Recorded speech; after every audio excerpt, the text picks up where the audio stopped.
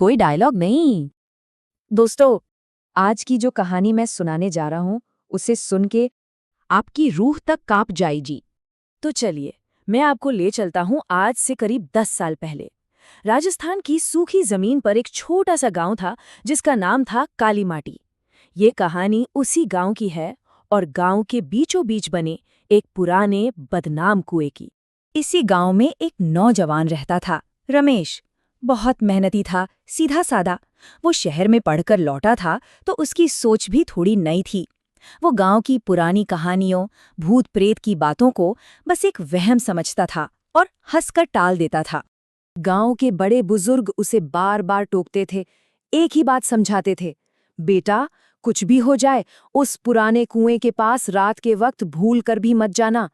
पर रमेश तो इन बातों को बस बूढ़े लोगों की कहानियां समझता था। और फिर वो रात आ ही गई। अमावस की रात थी। पूरे गांव की बिजली अचानक चली गई। इतना घना अंधेरा था कि जैसे किसी ने आसमान से चांद तारे भी नोच लिए हों। रमेश को मजबूरी में खेत से कुछ सामान लेने निकलना पड़ा और अफसोस, उसका रास्ता उसी कुएं के पास से गुजरता था। हाथ में टॉर्च लिए उसकी कांपती हुई रोशनी में वो धीरे धीरे आगे बढ़ रहा था और जैसे ही वो उस कुएं के थोड़ा करीब पहुंचा, उसे कुछ सुनाई दिया। एक छोटे से बच्चे की खिलखिलाने की आवाज। सोचिए जरा, इतनी रात वो सुनसान जगह और एक बच्चे की हंसी जो हवा में तैरती हुई बहुत बहुत ही पास से आ रही थी। रमेश ने सोचा शायद उसका वहम है, और जैसे ही उसने आगे बढ़ने के लिए कदम उठाया, अचानक किसी ने उसके कंधे पर अपना हाथ रख दिया। रमेश की तो जैसे जान ही निकल गई। उसने हिम्मत करके पीछे पलटकर देखा। एक बूढ़ी औरत खड़ी थी, मैली सी सफेद साड़ी में, बाल पूरी तरह बिखरे हुए, और उसकी आंखों में काली पुतलियां नहीं थीं, वो पूरी की पूरी सफेद थीं। और वो हाथ जो उसके कंधे पर था, वो इतना ठंडा था जैसे किसी जिंदा इंसान का नहीं बल्कि बर्फ का हो। और फिर उस बुढ़िया ने एक अजीब खौफनाक आवाज में धीरे से कहा, बेटा कुएं में झांक कर देखोगे, नीचे कुछ है। रमेश कैसे वहां से भागा उसे खुद नहीं पता। वो बस दौड़ता रहा जब तक अपने घर नहीं पहुंच गया। अगली सुबह वो कांपते हुए सीधा गांव के सबसे बुजुर्ग दादाजी के पास पहुंचा और उन्हें रात की सारी बात बताई। सब सुनकर दादाजी का चेहरा पीला पड़ गया। दादाजी ने एक गहरी डरी हुई सांस लेकर बताना शुरू किया। उन्होंने कहा, आज से 30 साल पहले एक माँ ने अपने छोटे से बेटे के साथ इसी कुएं में कूदकर अपनी जान दे दी थी। तब से कहते हैं उसकी आत्मा इसी कुएं में भटकती है। जो कोई भी उसे देख लेता है वो उसे 3 दिन का वक्त देती है और तीसरे दिन की सुबह वो इंसान भी उसी कुएं में मिलता है। एक रात बीत चुकी थी, अब दूसरी रात थी। रमेश डर के मारे अपने कमरे में ही बंद था।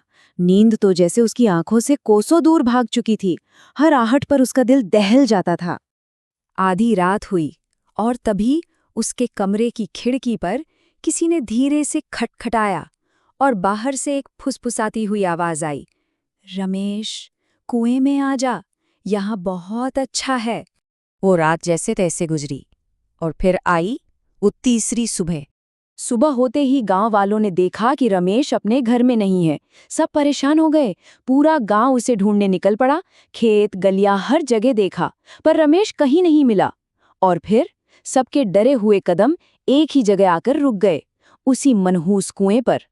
सबने हिम्मत करके कुएं में झांका। नीचे गहरे अंधेरे में सिर्फ रमेश की टॉर्च पड़ी थी और वो अब भी जल रही थी। पानी के अंदर से एक धीमी रोशनी आ रही थी, पर रमेश का कोई नामो निशान नहीं था। ये कहानी सिर्फ एक कहानी नहीं है, ये एक चेतावनी है। एक ऐसी सच्चाई जिसे आज के जमाने में हम अक्सर मजाक में उड़ा देते हैं। ये हमें बताती है कि कुछ जगहें सच में ऐसी होती हैं जहां इंसानों को नहीं जाना चाहिए, और बड़े बुजुर्गों की हर बात को सिर्फ अंधविश्वास समझकर नजरअंदाज कर देना कभी-कभी अपनी जान पर खेलने जैसा होता है। अब आप बताइए, क्या आपके शहर या गांव में भी कोई ऐसी ही जगह है जिसकी अपनी कोई डरावनी कहानी है? कोई ऐसा कुआं, कोई पुराना घर या कोई सुनसान सड़क? अगर है तो अपनी कहानी हमारे साथ कमेंट में जरूर साझा करें। और अगर आप ऐसी ही अनसुनी, अनकही दास्तानों की गहराई में उतरना चाहते हैं तो हमारे साथ जुड़े रहें। लेकिन याद रखिएगा, हर कहानी के साथ अंधेरा और भी गहरा होता जाता है और अगली कहानी इससे भी ज़्यादा डरावनी है।